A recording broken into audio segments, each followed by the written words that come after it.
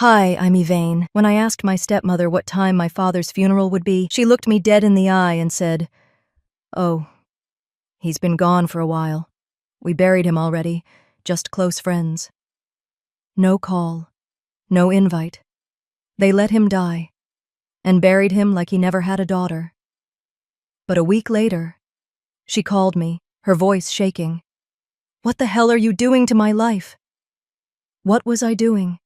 Reclaiming a name, exposing everything they tried to erase, and standing at his grave, not to cry, but to say, "I'm still here." Before we dive in, what would you have done in my place? Drop a comment below. I read every one. The house was quiet. Too quiet. I'd just come in from a long day at the college, my heels kicked off by the door, my canvas bag sagging with ungraded papers. The sun had already slipped beneath the Pacific horizon, casting my living room in shadows. I dropped my keys into the ceramic dish by the door, the clink louder than it should have been. I reheated leftover risotto, poured myself a glass of wine, and sat cross-legged on the couch, absent-mindedly thumbing through my phone. Emails. Faculty group chat drama. Spam. One voicemail stood out, short, with no transcription. Oregon area code. I pressed play, expecting an update from the bookstore I'd ordered from. "Elaine, this is Clarice. Just letting you know, your father passed last week. We've already had a small funeral. No need to fly out." Click. That was it. No hello. No, I'm sorry. Just logistics. Like she was informing me the trash collection day had changed. I didn't move. Not for minutes. Maybe longer. The risotto went cold. The wine sat untouched. I just stared at the wall, blinking. My phone slipped from my hand and thudded against the rug. I picked it up again, dialed her number. Straight to voicemail. Tried again. Nothing. I scrolled through old messages. There weren't many. Most were from my students. One from my dad popped up, dated 6 months ago. "Happy birthday, kiddo. Hope you're well." I hadn't replied. I set the phone down, stood up, and immediately felt dizzy. The air was too still. I opened the window, letting the cool ocean breeze rush in. My breath hitched, not from the cold, but from everything pressing down on me. Grief didn't show up the way I expected. No sobs. No collapsing to the floor. Just silence. And something deep in my chest that felt like a stone sinking slowly, too heavy to cry over yet. I tried Clarice again. Still nothing. Eventually, I pulled a blanket over my shoulders and walked to my bookshelf. I wasn't sure what I was looking for. Comfort? Distraction? My eyes landed on a book my dad gave me when I was 12, The Old Man and the Sea. He'd underlined passages in pencil. Back then, I didn't understand why. Now I wondered if he saw himself in that old fisherman. Stubborn, isolated, misunderstood. I opened it, half expecting a hidden note to fall out. Nothing. Just the faint smell of aged paper and a pencil mark on page 94. A man can be destroyed, but not defeated. I didn't sleep much that night. I lay on the couch, staring at the ceiling, waiting for dawn to make it real. By morning, I knew I needed answers. I didn't want to talk to Clarice again, not until I could stop myself from yelling. Instead, I called Aunt Meredith, Dad's older sister. She picked up on the second ring. "Elaine?" Her voice cracked. "Oh my God. Are you okay?" "I just found out," I said. "Clarice left me a voicemail." "You weren't at the funeral?" she asked, horrified. "She told me there was no need to come." There was a pause, long and shaking. "She said you didn't want to, that you blamed him. She said you refused." My hands balled into fists on the kitchen counter. "That's a lie." "I know," Meredith whispered. "God, I'm so sorry, honey." We all thought you chose to stay away. I swallowed hard. I'm coming. I'm flying out tonight. Do you want me to pick you up from the airport? No, I said, trying to keep my voice steady. I'll rent a car. I need to see his place. I need to see where he... My throat caught. I didn't finish the sentence. I'll be here when you're ready, Meredith said gently. You're not alone, sweetheart. After we hung up, I showered, packed a bag, and stared at the small wooden box that had sat on the top shelf of my closet for years. It was old and chipped, something Dad had given me on my 18th birthday. I'd never opened it. I brought it down, my hands trembling slightly. Inside was a folded letter on thick stationery, the kind he used back when he still wrote things by hand. Yvain, you'll always be my compass, even when I don't show it right. I know I failed in some ways, but I hope one day you'll see I was trying. Love you, always. Dad. No grand apology, no explanation. Just that. And yet it hit harder than anything. I folded the letter carefully and tucked it into the inside pocket of my coat. The sun had just begun to set again as I zipped my bag. Outside, the world went on, cars passing, dogs barking, children laughing on scooters. None of them knew that my world had just cracked open in a way I hadn't expected. At the airport, everything moved in slow motion. Security lines, gate changes, the dull hum of overhead announcements. I sat by the window, watching planes disappear into the clouds, wondering if I'd ever really known my father at all. Or if Clarice had managed to erase me from his life while I wasn't paying attention. As I boarded the plane, the question that refused to leave my mind played over and over like a broken record. Why didn't he wait for me? The flight touched down in Portland just past midnight. I didn't bother checking into a hotel. I'd booked a rental car, threw my duffel in the back, and drove the quiet streets straight to the house I once called home. The sun was barely rising when I pulled up in front of the bungalow. I hadn't been back in years, but somehow it felt smaller. Trim lawn, the same hanging flower basket by the porch. Too neat, too curated, like someone had tried too hard to make it look lived in. The front door opened before I even knocked. Clarice. Her expression didn't change when she saw me. If anything, her face tightened. I didn't expect you'd come all this way, she said, voice cool as ever. The service is already over. I gave a tight nod. So I heard. She didn't move aside, didn't offer a hug or even a, "How are you?" Just stood there, hands on the frame like she wanted to block the doorway. After a beat, she finally stepped back. "You can stay in your old room. It's still got your bed in it. I haven't touched much." I walked in. The smell hit me first. Lemon cleaner and artificial lavender. The kind used to mask something older, something forgotten. The place felt staged, sterile. "Coffee?" she asked, already turning toward the kitchen. "No thanks, I won't be long." She looked over her shoulder. "You flew across the country just to leave again?" "I came to say goodbye." "To someone already gone?" I stared at her, unblinking. "To my father." She didn't respond, just turned back to the sink and ran water over an already clean mug. After a moment of silence, I said, "You said it was a small service. Do you have any photos? A program?" Clarice didn't turn around. There wasn't much to photograph. No paper trail. That's how he wanted it. No obituary? She shrugged. No point. Everyone who mattered was there. My jaw tightened.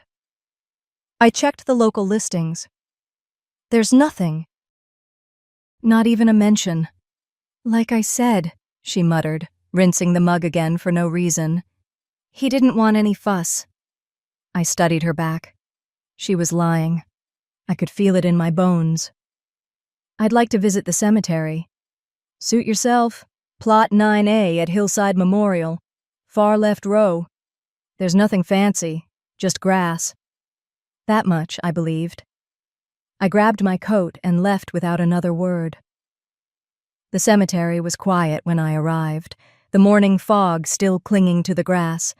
A man in coveralls and a faded cap waved at me from the maintenance shed. "You looking for someone?" "I was told my father was buried here. William Hastings, supposed to be Plot 9A. The man scratched his chin, brow furrowing. Yeah. Thursday morning, if I remember right. Woman came with a guy in a suit. Looked like some kind of notary. Odd combo for a funeral." "Were you there?" He nodded. "I helped lower the casket.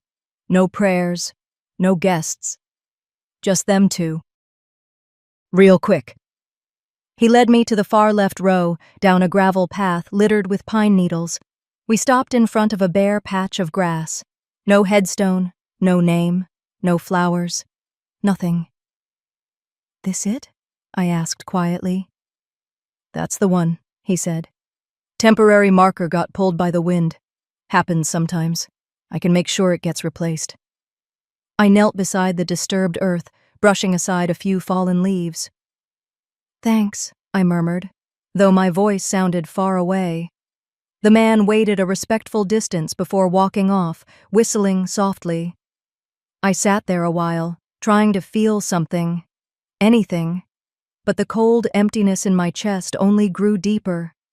My father was buried here, and no one would have known. If I hadn't come, there would have been no trace at all. I drove aimlessly after that, through the old part of town, past the hardware store where Dad used to buy tool sets he didn't need, past the diner he took me to for pancakes when I was little. Then I found myself pulling up outside St. Andrew's Chapel.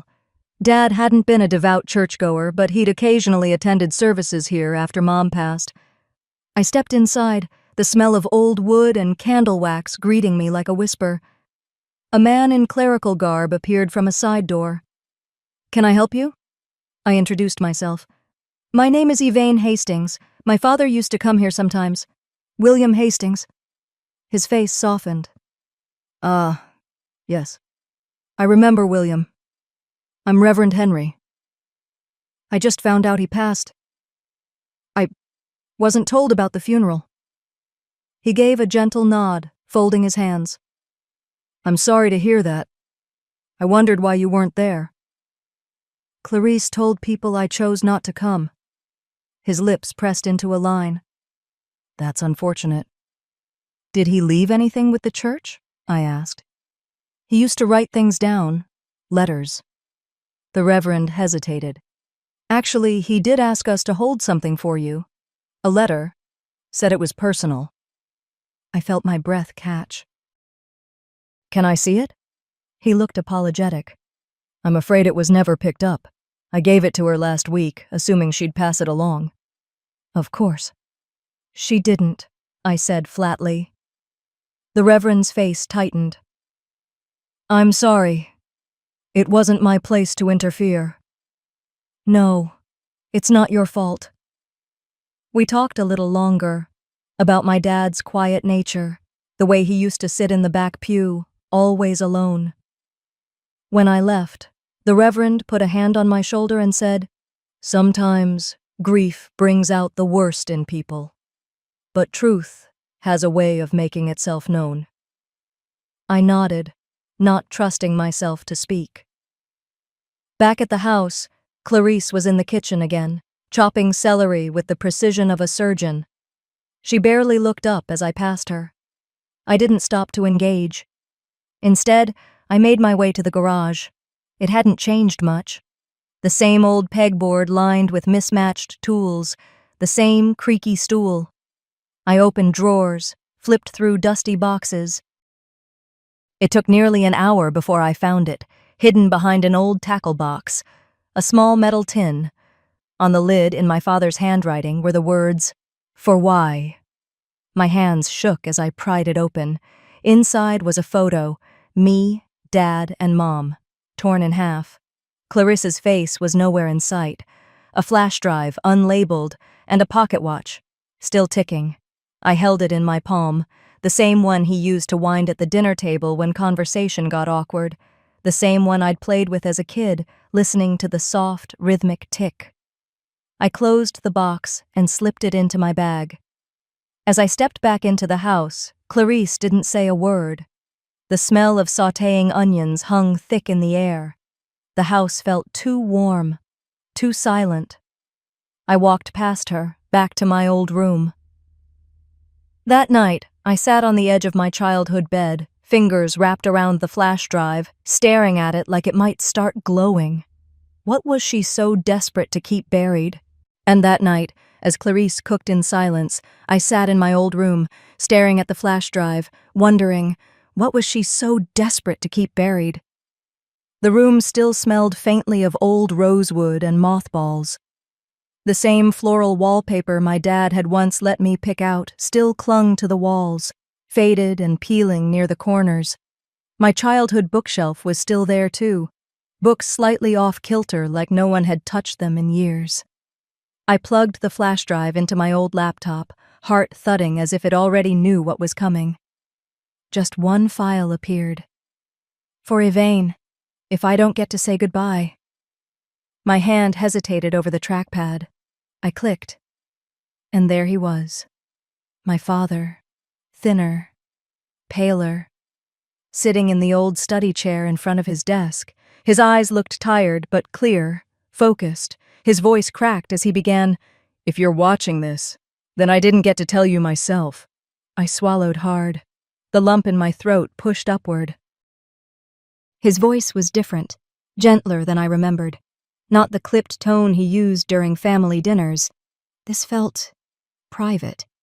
"I'm sorry, baby girl. I wanted more time, more chances, but I ran out of both." He looked down for a second, wiping his face. "I made a mess of things. I thought I was protecting you by keeping you away from certain truths. But maybe I just didn't want to admit what was right in front of me."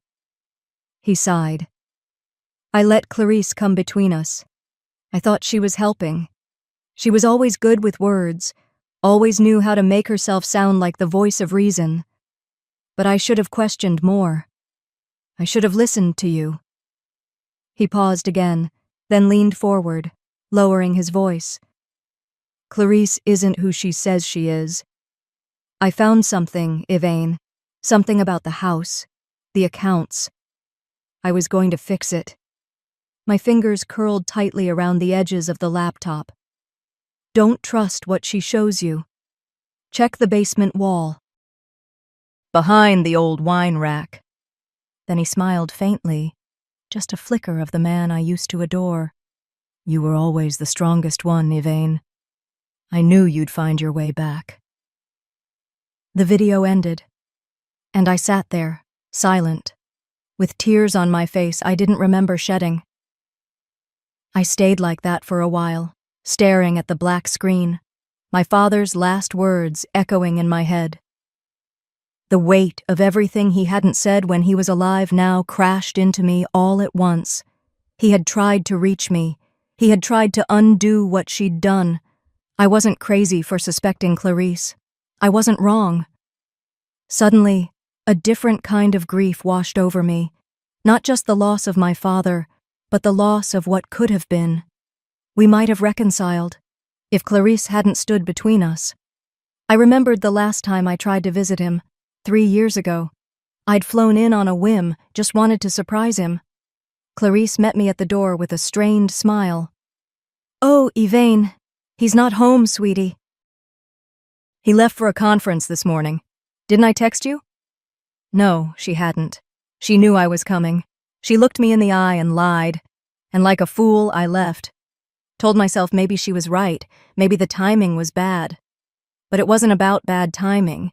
It was about control. She'd kept me away, deliberately, repeatedly.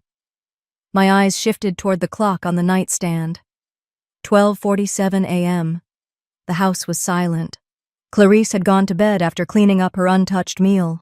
I heard the TV flick off around midnight, followed by the soft creak of her door. Now was the time. I slipped out of my room, careful not to let the old floorboards betray me. The basement door was just past the pantry, where the light flickered like it always had. I grabbed a flashlight from the shelf and eased the basement door open. It groaned, loudly. I paused. No sounds from upstairs. Each step down the basement stairs felt heavier than the last. I hadn't been down here since college. The air was colder, still carrying that damp earth smell that clung to everything. The wine rack was exactly where I remembered. Built into the brick wall, cheap pine and badly varnished, but I wasn't looking for Merlot. I crouched down, running my fingers along the back of the rack. A small crack in the panel caught the beam of my flashlight. I pressed it. Click. The panel gave way with a soft push. Behind it, a narrow cavity, maybe 2 feet wide. Inside, a small fireproof box. My hands trembled slightly as I pulled it out. It was heavier than I expected. I turned it in my hands. No lock, just a latch. I opened it. Inside were several neatly stacked envelopes. The first one read, Citizens Trust Ledger, Account Summary. Underneath, a bundle of checks, all signed by my father, each made out in Clarissa's name. Thousands, tens of thousands, dated over the past decade. And then, at the bottom of the box, a legal folder. The tab read, Last Will Testament, Revised. I flipped it open. My eyes darted down the first page. It was dated just 2 months before he died. And my name was everywhere. He'd named me sole heir, executor, full authority, everything. Not Clarice, not split, not shared, just me. I stood there, in that dark basement, the flashlight clutched between my teeth, my hands shaking, the will open in front of me. My knees went weak, but I didn't fall. He'd known. He'd seen through her in the end, and he'd tried to make it right. But she hadn't just buried my father's body. She'd buried the truth with it. And as I held the will in my shaking hands, one thing became painfully clear. Clarice had buried more than just my father. I sat at the kitchen table long after sunrise, the house still cloaked in silence. A cold cup of tea sat untouched by my elbow, forgotten. The will lay open in front of me, every word seared into memory now. My eyes drifted down again, just to be sure. Notarized. Sealed. Appointing one Mr. Roland Eckhart as executor. A name I hadn't heard in years. I grabbed my phone and searched the contact list. Nothing, of course. But a quick online search brought him up, still practicing, still listed at the same address downtown. My fingers hovered above the screen for a moment, then pressed call. 2 rings, then a third. Mr. Eckhart's office. This is... Hi, I'm looking for Mr. Roland Eckhart. It's about Peter St. James's estate. A pause. Then a soft, measured voice took over. This is Roland. May I ask who's calling? I hesitated, not expecting him to answer directly. My name is Yvain. Peter St. James was my father. There was a sharp inhale on the other end. You're Yvain? His voice cracked. Good Lord, I've been trying to find you for weeks. That stopped me. Weeks? Yes. I thought... Clarice told me you refused contact. Said you didn't want anything to do with the estate. I didn't want to pressure you during your grief, but I found it strange. Of course she did. She never told me he passed, I said flatly. I found out yesterday. There was silence on the line. I see, he said finally. Would you be willing to come in today? There's a great deal we should talk about. I was already grabbing my keys. His office sat in a modest brick building just off the square. I parked behind a dusty sedan and walked in, the bell above the door giving a half-hearted jingle. Mr. Eckhart was older than I remembered, thinner, with gray tufts curling behind his ears and a kind weariness in his eyes. He rose when he saw me. You look like him, he said softly. Same eyes. I nodded, not trusting my voice. He motioned for me to sit, then pulled a thick folder from the cabinet behind him. Your father updated his will not long after his diagnosis returned. Stage 4. He told me he didn't want to leave anything open for interpretation, as he put it. I folded my hands on my lap. And what did it say? He opened the folder and read aloud. To my daughter, Yvain St. James, I leave the entirety of my estate, including, but not limited to, the primary residence, the lake cabin, the vintage Pontiac, and all remaining financial assets. I sat perfectly still. And the will reading? When was it? He looked down at his calendar notes. It was scheduled 3 weeks after his passing. Clarice showed up early that morning and said you'd refuse to attend. She canceled the reading, citing emotional distress and lack of interest from the heir. I let out a long, slow breath. And you believed her? She had legal documents, a temporary power of attorney from months prior. It wasn't unreasonable at the time, but I didn't know she hadn't contacted you. Had I known, you would have done nothing, I said quietly. Just like everyone else. He bowed his head. Maybe so. I stood. I need a certified copy of that will. Today. He handed it over without question. And one more thing, I added. Is there a copy of the previous will on file? Yes, he said. It named both you and Clarice as equal beneficiaries. I nodded. That explains the motive. By the time I pulled into the driveway, it was almost 6. The sky was fading into a burnt orange, and the porch lights were starting to hum. I entered through the back, passing by the faint scent of something roasted in the oven. Clarice was setting the table, 2 bowls of stew, a loaf of bread, wine already poured. She looked up and offered a strained smile. You were out late. Had some errands. I sat down across from her, my fingers tight around the base of my glass. We ate in silence for a few minutes, the only sounds coming from clinking cutlery and the occasional creak of an old floorboard upstairs. Then I said it. Why didn't you tell me Dad passed? She froze mid-sip. Her spoon clinked loudly against the side of her bowl. I figured you wouldn't care. I stared at her, letting the silence hang in the air like fog. I saw the will. Her face didn't change, but her eyes flicked down, just for a split second, like a signal she wasn't ready to give. Still, I didn't press. Not yet. I just let the weight of those words settle between us, unspoken truths pushing the air out of the room. I stood, carried my plate to the sink, and left her sitting there with a bowl of stew growing cold. Later that night, I was digging through the drawers in the upstairs hallway, looking for an old tax document my father used to keep, when I stumbled across my old phone. I hadn't seen it in years. It was tucked beneath some yellowed receipts and a broken pair of glasses. I plugged it in, watched the screen flicker to life, then waited as it charged. 40%. Just enough. I scrolled through the saved voicemails. Most were junk, spam, or forgotten messages from college, but one, time-stamped just 6 weeks before his death, had a subject line, Dad. I pressed play. Hey, kiddo. If anything happens, just know I love you. I should have said it more. I was proud of you, even when I didn't show it.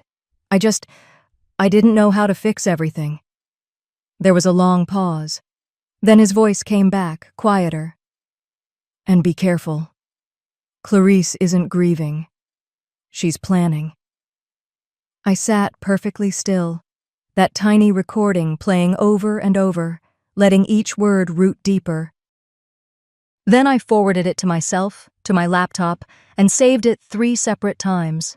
Once in the cloud, once on a flash drive, once in a hidden folder titled Recipes. I wasn't going to let her erase this too. By morning, I was parked outside the courthouse, will in hand, and a copy of Dad's voicemail saved in 3 different places. By the time the hearing date arrived, the sky had turned that heavy gray that only late autumn could paint. 1 week had passed since I sat in Mr. Eckhart's office, the voicemail fresh in my ears, the truth sharper than any knife Clarice had ever wielded. That morning, I buttoned up my navy blazer with calm hands. Not nervous, focused, determined. Every file was neatly clipped in my bag: the will, the notarized affidavit, a printout of the email my father had sent confirming the update, and of course, the voicemail, backed up 3 different ways. I met Mr. Eckhart at the courthouse steps just before 9 a.m. He gave me a small nod, holding a briefcase that looked older than me. "You ready?" "As I'll ever be." Inside the probate courtroom, the lighting was unforgiving, fluorescent, cold, humming like a distant warning. I spotted Clarice immediately. She wore black again, a tasteful veil draped halfway down her face. Widowcore, if you asked social media. But to me, it looked like performance. She didn't acknowledge me. The clerk called the case number, and we all rose. Judge Hernandez stepped up to the bench, stern-faced but alert. He adjusted his glasses and scanned the docket. "Proceeding regarding the estate of Peter St. James. Appearing today are Ms. Elaine Rowan, daughter and named heir of the deceased, and Mrs. Clarice Rowan, spouse of the deceased." Mr. Eckhart cleared his throat and stood. "Your Honor, we are submitting into record a revised and notarized will, dated 7 months prior to Mr. St. James's death, naming Ms. Elaine Rowan as sole beneficiary. Additionally, we have reason to believe the original will was intentionally suppressed by the respondent." Clarice didn't blink. She simply folded her hands. Judge Hernandez looked over the document, nodding slowly. "This revision supersedes the previously submitted will?" "Yes, Your Honor." "And was this information made known to the court by the decedent's family?" "That's the issue," Mr. Eckhart said, gesturing calmly. "The respondent claimed the heir was estranged and uninterested in any estate matters. We believe that's not only false, it was a deliberate attempt to mislead the court." Clarice finally rose. Her voice was soft, laced with practiced sadness. "Your Honor, with all due respect, my stepdaughter and my husband hadn't spoken in years. There was tension. She left. She didn't return even when he became ill. He was heartbroken." The judge turned toward me. "Ms. Rowan, would you like to respond?" I stood slowly, careful not to rush it. I pulled the flash drive from my blazer pocket and handed it to the bailiff. "Yes, Your Honor. My father and I spoke regularly. He confided in me. What Mrs. Rowan said is simply not true." I looked at Clarice, but she avoided my eyes. The bailiff loaded the file, and my father's voice filled the courtroom. "Just know I love you. I should have said it more. I was proud of you." Even with years of distance, the room was suddenly heavy with something real. Clarice isn't grieving, she's planning. When the recording ended, there wasn't a sound in the room. Even the judge took a moment before speaking. "I'd like to review this in chambers," he said finally, and excused himself with the evidence. The 10 minutes he was gone felt longer than the last year of my life. Clarice didn't move, neither did I. When Judge Hernandez returned, he didn't sit immediately. He looked at both of us. "Based on the documents submitted, the notarized revisions, and the clear voice of the deceased, I find that Mr. Peter St. James fully intended for his daughter, Ms. Elaine Rowan, to inherit his estate in its entirety." Clarice shifted, just slightly. The judge continued. "All claims by Mrs. Clarice Rowan are hereby nullified. Furthermore, this court finds grounds to refer this matter for further review under potential fraud statutes regarding the concealment of the will." Clarice gasped, not loudly, but enough for me to see the mask slip. Court adjourned. Outside the courthouse, the wind cut a little sharper than earlier. I tightened my coat as I stepped into the open, feeling the weight of what had just happened settle over me. Clarice stormed down the steps behind me, heels clacking like gunshots. "You've ruined everything," she hissed. I didn't flinch. "No." You did that when you buried more than a man. You buried a legacy." She stopped short, eyes wide and glassy. For once, she had no clever reply. Just silence, and the sound of her footsteps echoing down the sidewalk as she disappeared. That evening, I drove alone. No music, just the low rumble of the tires on pavement.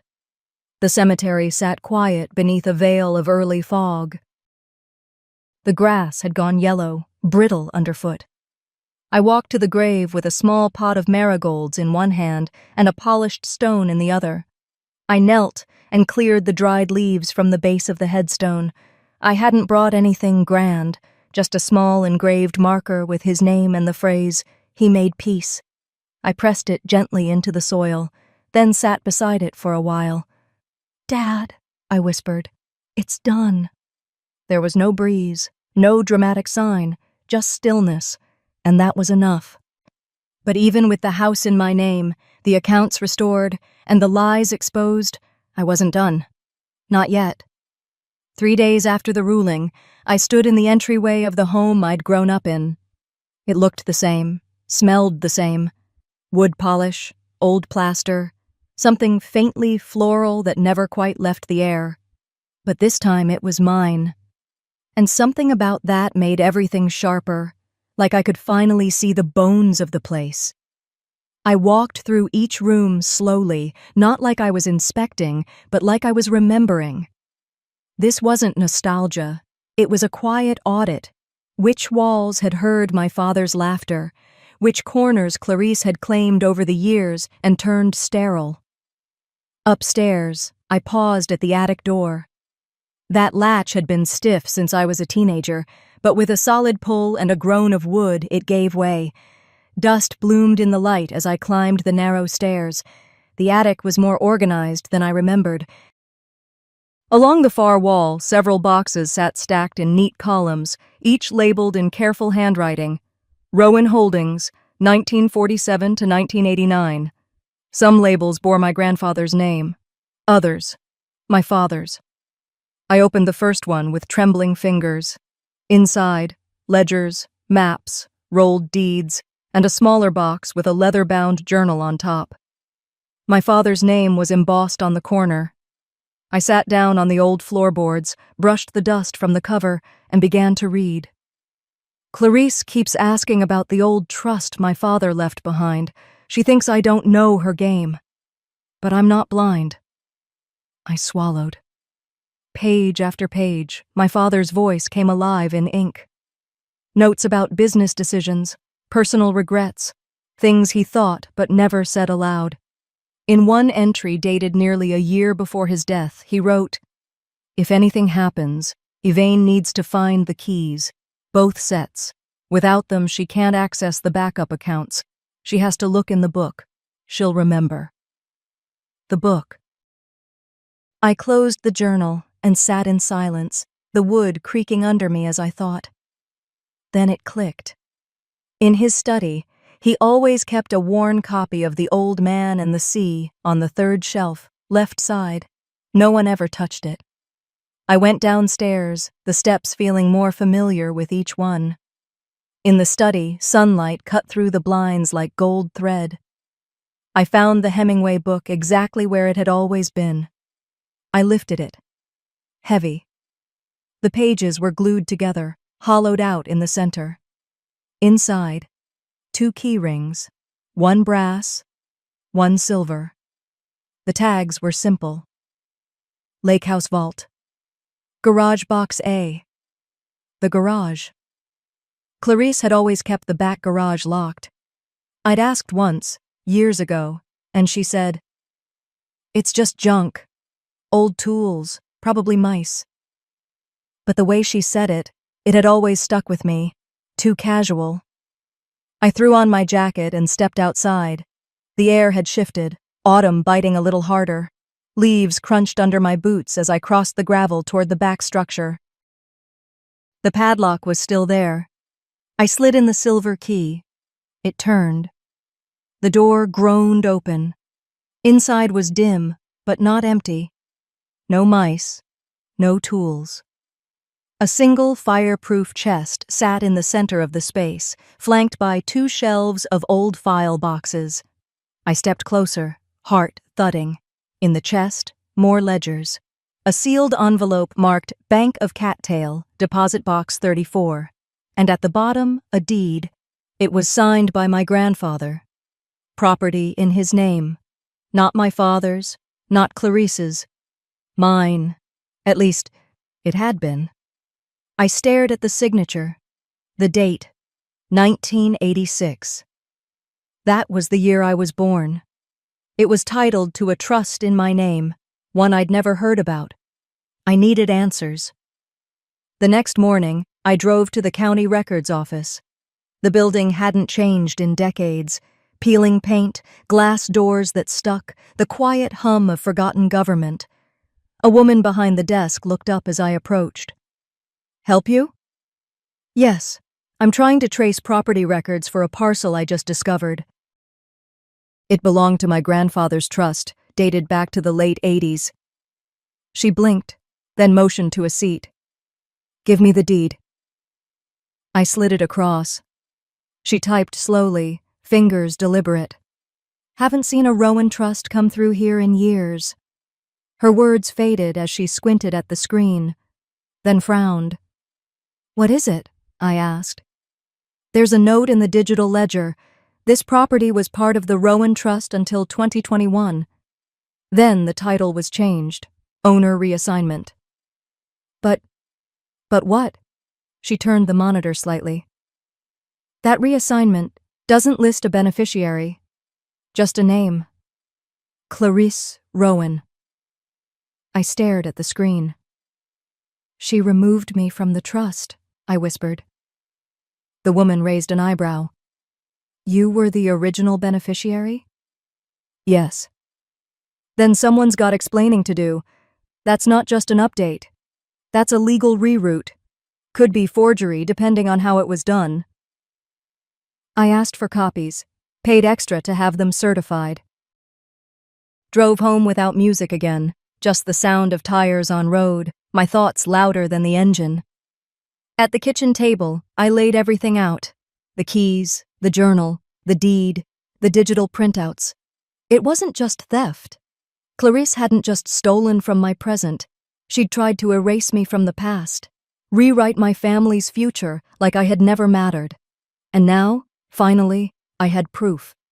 I now held proof of something far bigger than inheritance theft. Clarice had reached into the past to rewrite my family's future. And now, I had to see what she tried so hard to bury. 2 mornings later, I found myself behind the wheel, driving up the winding coastal road toward Elder's Bluff. The deed in my purse pointed to a location I barely remembered, something my father once mentioned in passing when I was a teenager, calling it the quiet place where real things lived. I never asked what he meant. The cliffs were steeper than I expected, raw, beautiful in that kind of way that made you sit back and second-guess whether humans should build anything near it. But sure enough, just past mile marker 72, I spotted a rusted iron gate tucked between a break in the stone wall. Ivy had started to take over, but the name was still there. Rowan Bluff. Est. 1947. I stepped out and reached into my coat for the old key. Brass, worn smooth at the edges. It fit like it belonged. And the gate creaked open on hinges stiff with sea salt. Past it was a gravel drive that curved between thickets of wind-bent pine and wild blackberries. I followed it slowly, each turn revealing more of a property hidden away from the world. And then I saw it. The cottage stood humbly on the cliff's edge, slate roof, faded white walls, with a small greenhouse to the left and a detached shed out back. The windows weren't broken, but they were dusty, the kind of dusty that told you no one had cleaned them in a while. I parked and got out. The silence was thick.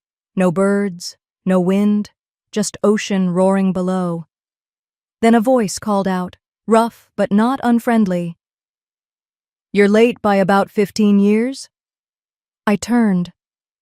An elderly man stepped out from the side of the house, a canvas apron tied over his plaid shirt, one hand braced on a cane. "You knew I was coming?" I asked, confused. He gave a nod, then studied me a beat longer. "You're Robert's girl. You've got his eyes." A pause. "He said you might come one day. Told me to keep things in order. Name's Holst. I take care of the place." I introduced myself, still not sure whether I was stepping into a memory or someone else's unfinished story. Holst motioned me toward the greenhouse, which was surprisingly intact inside, plants grown wild but not dead. Trust paid the upkeep, monthly, right until 6 months ago. Then, nothing. No word. No funds. I figured. He trailed off and looked away. Well, I figured wrong. I swallowed hard. "Clarice. That the woman who answered the trust office line last spring?" he asked, and I nodded. He made a disgusted sound. "She told me the property was being reevaluated for future liquidation. Said it was no longer part of active portfolio interests." "She cut off everything," I said, more to myself than him. "She cut off your grandfather's legacy," Holst added quietly. Inside the main house, it smelled like cedar and dust. Old books lined the hallway, and the light fixtures still had incandescent bulbs. Holst moved slowly, deliberately, and led me to a narrow door at the end of a corridor. "The ledger room," he said. He called it that. I unlocked the door with the second key from the Hemingway book. The room was cool, even colder than the rest of the house. Shelves lined 3 walls, filled with labeled journals, files, cardboard boxes, and one leather-bound book with gilded corners. Rowan Holdings, Legacy Projects. I lifted it with both hands. It was heavier than it looked. Inside, page after page of meticulous documentation. My grandfather had started land grant initiatives back in the 60s, college scholarships for underrepresented kids in the state, a local job training program after the mill closures in the early 1980s, medical fund donations, anonymous gifts to libraries. Each initiative was tied to the Rowan Family Trust. And in the back, a note written in my father's familiar hand. "Clarice says she'll streamline everything." That frightens me. I don't think she understands what we're protecting here. Or maybe she does, and wants it gone. There was no anger in his words. Only sorrow, a weariness I hadn't recognized in him until now. Holst sat nearby on a wooden stool, watching me turn pages. "He was proud of you, you know. Said you'd find your own way, not through name or title, but through truth." I nodded, unable to speak. Something nudged me then, an itch of instinct. I scanned the old desk in the corner, its drawers tightly shut. The bottom one creaked, resisting me until I yanked hard. A small lockbox lay inside, dusty but intact. It had a keyhole, and the brass key on the second ring slid in perfectly. Inside were 3 things. A photograph, faded but clear. Me, maybe 5 or 6 years old, sitting on my grandfather's lap beside this very cottage. We were laughing, his hands around mine. A letter, folded and notarized. I opened it carefully. "To whom it may concern, the sole beneficiary of the Rowan Family Trust, as outlined in its original 1947 charter and all subsequent revisions until 2012, is Yvain Rowan, biological granddaughter of Harold Rowan. This supersedes any posthumous amendments not co-signed by the founder or approved by the Board of Legacy Trustees." And then, Clarice's undoing fell into place. She hadn't just rerouted wealth. She'd systematically dismantled the very soul of the family trust, its giving arm, its educational foundations, the reason the Rowan name meant anything to anyone in this town. She tried to erase not just my claim to inheritance, but my tie to the very legacy that made this place matter. She cut off Holst, she stripped scholarships, she reclassified the grants as outdated liabilities. She had hoped no one would notice, because no one was left to ask the right questions. Until me. Back on the porch, Holst handed me a faded envelope. He left this with me. Told me not to open it. Said you'd know when. I opened it on the spot. It was a list. Names, dates, places. Every student, family, or community center ever helped by the Rowan Trust. Thousands of them. I didn't just want justice anymore, I said quietly, fingers curling around the list. I wanted restoration, and I was ready to bring the full truth to light. I didn't just want justice anymore. I wanted restoration, and I was ready to bring the full truth to light. The following days moved quickly. Holst and I worked out of the old ledger room at Rowan Bluff, files spread across every table. The smell of dust and salt water mingled with the weight of the task ahead. We photocopied everything: original grant approvals, canceled checks, legal memos, board letters. I contacted the county archivist, a woman named Sheila, who nearly cried when I showed her what we'd found. "You mean these weren't lost?" she asked, her voice trembling as she sifted through old binders. "They were hidden," I replied. With her help, I tracked down names from the list my grandfather had left. Real people, not lines in a ledger. A retired high school principal named Leonard, who told me the trust helped him build a library in a neighborhood once deemed unworthy of resources. A single mother named Grace, who received housing help after losing her husband to illness. A man named Aaron, once a teenage cancer survivor, who now ran a nonprofit for youth mentorship. Each conversation grounded me. This wasn't just about money. It was about dignity, memory, survival. By the end of the week, we had collected over a dozen testimonies, photographs, and signed affidavits. Holst suggested going to court. I shook my head. I don't want another trial. I want people to remember what this name meant before it became a currency for control. So I made a call, then another, and another. By Thursday, I had a small room booked at the local civic center, a podium, and a half-hour slot with 3 local news outlets. I didn't expect a crowd. I didn't want one. This wasn't about flash. At 10 a.m., I stepped onto the stage in a modest blue dress, the ocean wind blowing in through cracked windows behind me. Holst stood in the back, arms crossed. Sheila sat beside Leonard and Grace in the front row, holding a folder like it was made of glass. The reporters barely looked up at first, until I said, "My name is Yvonne Rowan. I'm here not to accuse, but to remember. My grandfather, Harold Rowan, built something quiet and powerful here, a trust that reached people most systems forgot. And over the last few years, someone tried to erase it all. But legacy doesn't die that easily." I held up the photograph of my grandfather and me in front of the cottage. Then the notarized letter. I didn't need to raise my voice. The truth had its own gravity. I watched as the mood shifted. Cameras turned on, pencils hit notepads. Leonard stepped up to the mic next, his voice steady. Without that grant, our school wouldn't have survived the '89 cuts. Rowan Trust saved not just a building, but generations. Grace spoke next. Then Aaron. Their words weren't polished, they were honest, lived in. That night, the headline read, "Rowan Heir Revives Hidden Family Legacy, Calls for Community Restoration." Clarissa's name didn't appear once. I didn't need it to, but she must have seen it, because the next morning, her law firm announced her voluntary leave. The local trust oversight board launched a review. Whispers started about fund misappropriation and trust tampering.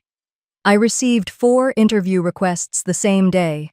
I turned them all down. "This isn't about scandal," I told one persistent anchor on the phone. "It's about restoration." Instead, I met with a group of former beneficiaries and quietly re-established the Rowan Legacy Fund. We opened a new office just 3 blocks from the Civic Center. It wasn't large, 3 rooms, 1 conference table, but it felt honest. Alive. By the end of the month, the scholarship program was back. Monthly checks returned to the library, the after-school programs, and even Holst's salary. I updated the records online, linking back to archived photos and letters that Sheila helped digitize. And Clarice's mansion? I had it appraised, then quietly listed. I didn't need a public statement, just a silent redirect. The proceeds from the sale were split, half to seed the new education grants, half to rebuild the regional food pantry my grandfather once funded after a hurricane. I never told Clarice. I didn't need to.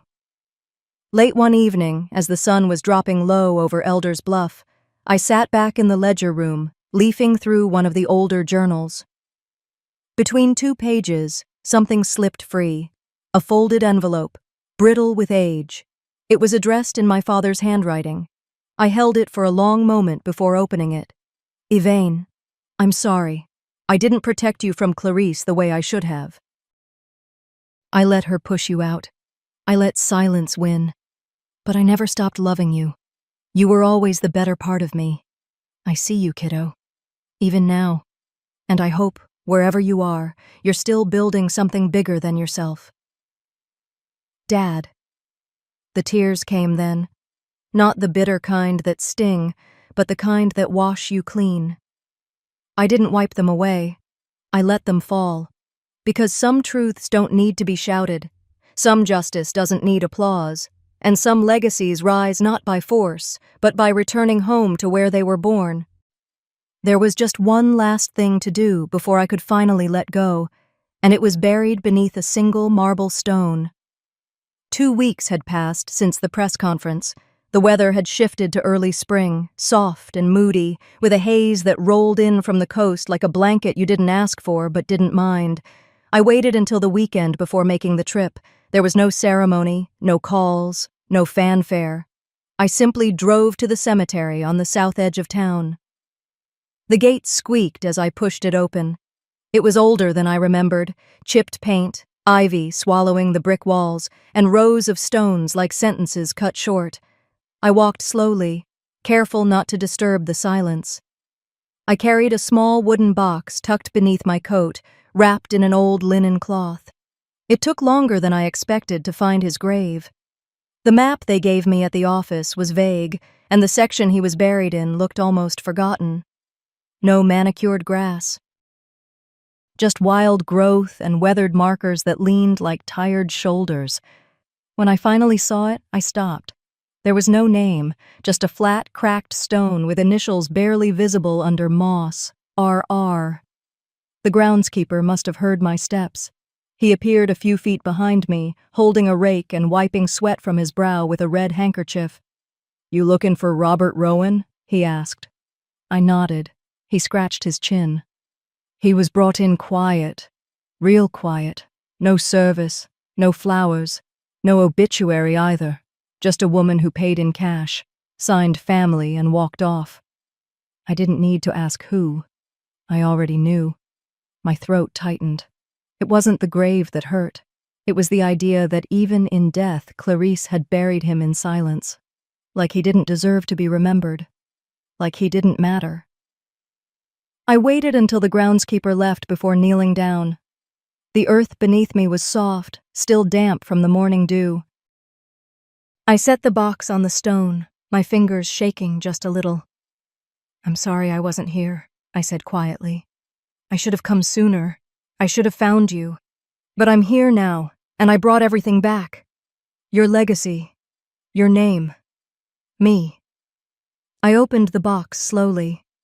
Inside was a folded photograph of the two of us from when I was 10, standing in front of Elder's Bluff with garden soil on our hands.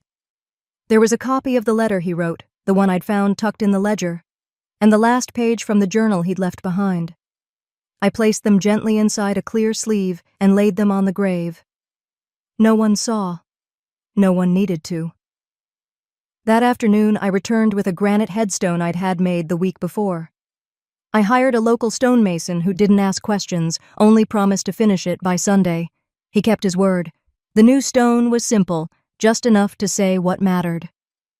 Robert Rowan, father, builder of good things. I didn't carve in years or accolades, just the truth.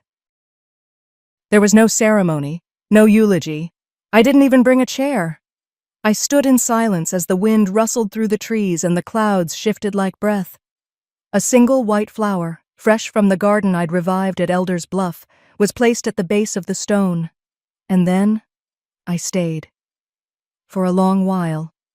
No words, just presence. When I finally walked away, it was quiet. Not empty, not sad. Just quiet. Back at Elder's Bluff, the sun was rising over the cliffs. I'd left the greenhouse windows open that morning, and the scent of rosemary and fresh soil drifted through the kitchen. The kettle hissed softly on the stove. I poured myself a cup of tea and walked to the back porch barefoot, steam curling between my fingers. The mailbox flag was up. I smiled. Inside were 7 envelopes, thin but full of promise. The first round of scholarship checks had been mailed. Each one bore the Rowan Legacy Fund seal. Each one going to a name I knew, a life I believed in. I sat on the porch swing and looked out at the ocean, waves rolling in like chapters. I whispered, not to the wind, but to whatever part of him might still be listening. It's done. Not because I'd won, not because Clarice had lost, but because I'd restored what mattered. I'd remembered what the world tried to forget. Some people shout their victories, others light fireworks. Me? I just stood at a grave and finally felt like he heard me.